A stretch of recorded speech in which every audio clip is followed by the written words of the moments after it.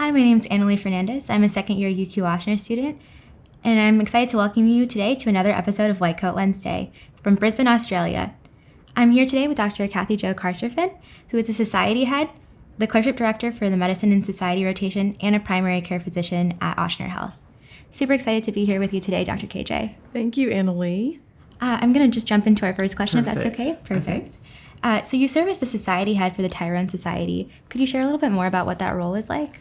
Absolutely. As a society head, I hope to coach the students in understanding what their goals are, and then support them as they meet their goals. I think that it's also helpful that I've had, a very diverse background with education and work prior to med school. So it helps me understand what a larger breadth of students are going through as they're attempting to get through all the hoops of medical school. You've had a lot of different experiences in a lot of different educational spheres, including biology, African American studies, biotech, public health. How have these different academic experiences shaped your approach to medicine? It's funny when you're young and you're doing things, like I hear you talk and I see a lot of myself in you, and you follow your interests when you're young, and I was interested in mentoring students that were at risk of dropping out of middle school and high school. And so I did that. I was interested in research finance. And so I worked for the National Science Foundation and Juvenile Diabetes Research Foundation. And then realized that, medicine was my first love and it was what I wanted to do. And so when I went to med school residency and now am a practicing physician, it's funny how all of those interests that I had when I was young and seemingly directionless, but really was just following my heart and doing what felt right to me at the time, it all comes together. I think about, my days as a guidance counselor for kids in Harlem. It's a lot of what I bring to the table as a society head and supporting students that have many barriers and are attempting to do a very challenging program, but just need that support and guidance and pep talk sometimes. So, and then the research stuff, we collaborate a lot on that too, Analie, and and all of those things are interests that I had prior to med school, like figuring out how do you get grants, how do you apply for them, how do you write them, how do you understand the system of grant funding. And then do research and write it up and publish it. And I bring all of those skills to the table in mentoring you and the society. So I see all of those interests as they're disparate, but they're also very connected and interdisciplinary, and and make me as an advisor better at what I do. It seems like those different lenses have helped you too with your MedVantage clinics. Mm-hmm. We'd love to hear more about that. Very good question. So the MedVantage clinics were started by me when I started at Ochsner. I believe it was 2016. And the intention of the clinics were to really focus on challenging populations that were having a hard time getting access to care or navigating a complicated hospital system or complicated insurance reimbursement system. So I really targeted in the clinic patients that had barriers to care, extensive problem lists, or other providers just found challenging to connect with. And so some of the approaches that I've used in the clinic to increase trust of the patients towards me in the healthcare system is what people commonly describe as trauma-informed care. It doesn't mean that the patient has been through, things that we describe as trauma. It's just that something has happened along the way, or they may just have, a cultural norm of not operating in the ways that the popular culture does things.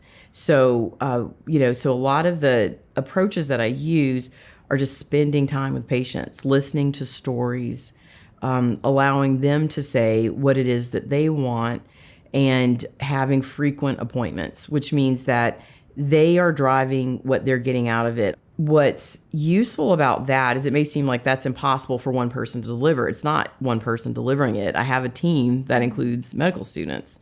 And so that's why the students often like to rotate in the clinic, is that I just allow them, if this person needs to talk for an hour and you're willing to listen for an hour, then do that. It's funny because it seems like that's, all of this is not sustainable, or it's, takes up too much time and resources, but the patients do well.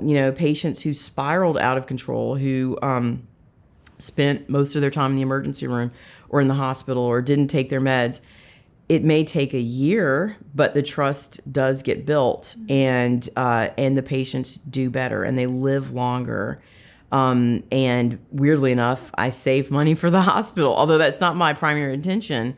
But, a student we were talking about that it works with me closely on research projects did a full financial analysis, and it's unreal the cost savings that happen when the patient trusts their provider. Yeah. And I'm able to instill that trust by working with students in the clinic and doing like hot spotting training with the students to enact trauma-informed care in a medical setting. I know that you're heavily involved with the Medicine and Society clerkship, right? Which I think is a great way that we as students get to develop that sense of compassionate care. Right. So, so I'd say in the real time, nitty gritty of doing things is most easily described as trauma-informed care. But during the Medicine and Society rotation, the students are placed at clinics or care delivery programs that focus on people who are in a challenging situation. So, for example, the students are placed in palliative care or post-acute rehab. So those are going to be stroke patients or patients that have had major trauma and are trying to overcome that. Students are also placed at community health centers. One free clinic that we have in the community that provides care for undocumented immigrants in New Orleans, and they're placed in my clinic, and some challenging high schools, some public high schools in New Orleans. So they are there. So those students are experiencing that type of care delivery on a daily basis, interacting with patients that have these barriers or that have, language barrier or, complicated medical situations. And then we come back and regroup once a week and we talk about what they've been through that week and what they feel and everything.